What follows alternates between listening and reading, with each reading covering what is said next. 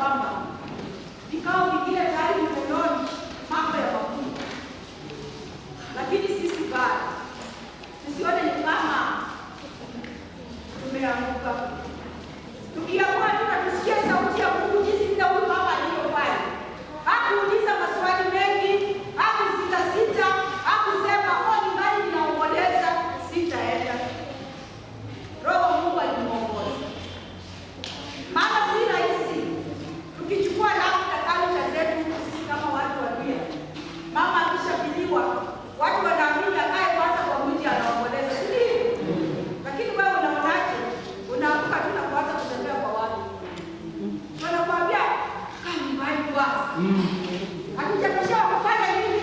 Kwa kutoka. Lakini Roho Mungu alituongoza. Maana tutaambiwa kuna mahali alienda katika mlango. Alienda katika kila mahali alipoenda kukusanya vyombo. Alitia bidii. Ambia mwenzako ufaulu kwetu yategemea na bidii yetu. Ufaulu kwetu kunategemea na bidii yetu. Kwa hiyo katika kusikia sauti yake Mwenyezi Mungu, tunapoisikiliza, Mungu kwanza anataka tuwe watiifu kwake.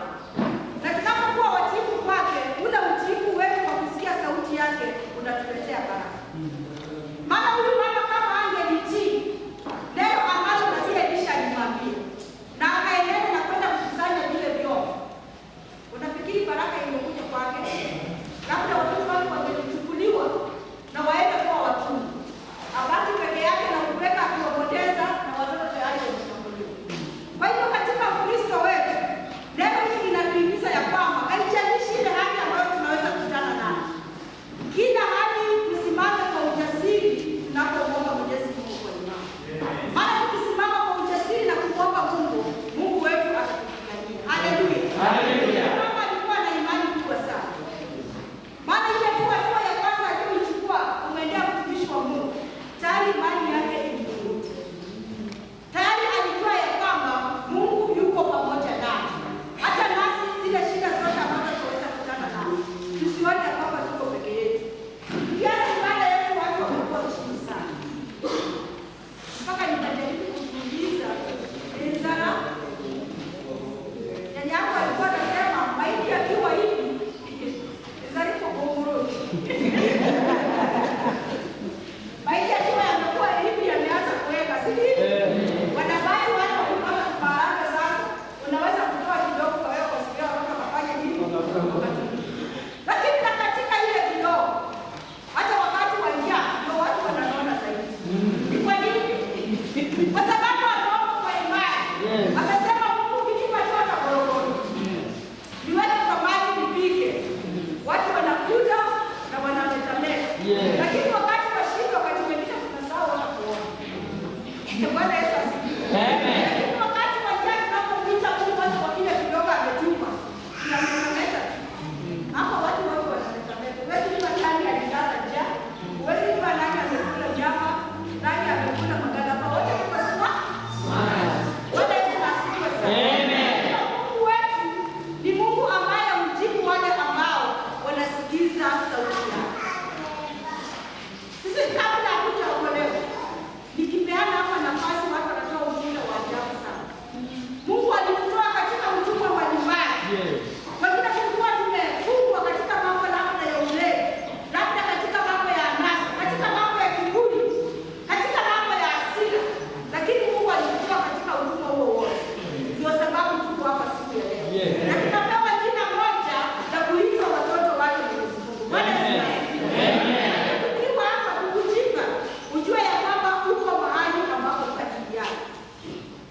Sisi tunaita kanisa la wazaya ama walikuwa na msalaba bafalani ama sio walikuwa na sio. Walikuwa wanaambia wamama watoto wakigonjeka wasiende hospitali.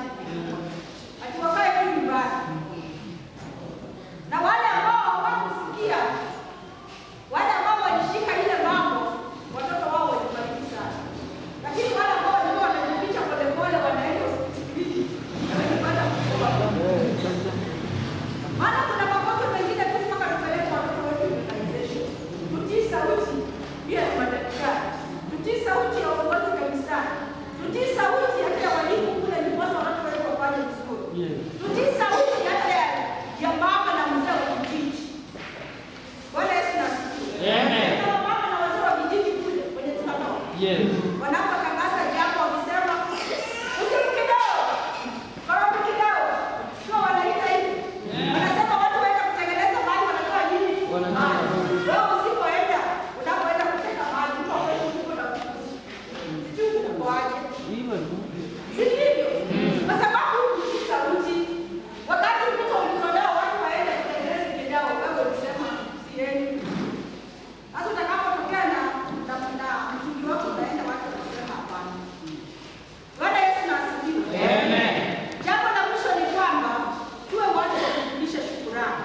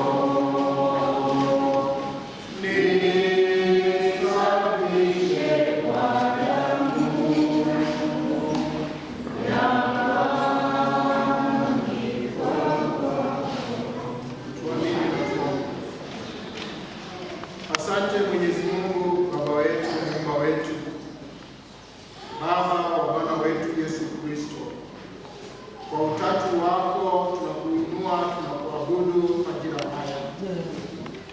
Bwana, neno lako limekuja ndani ya mioyo yetu kuhusu kusikiliza wewe.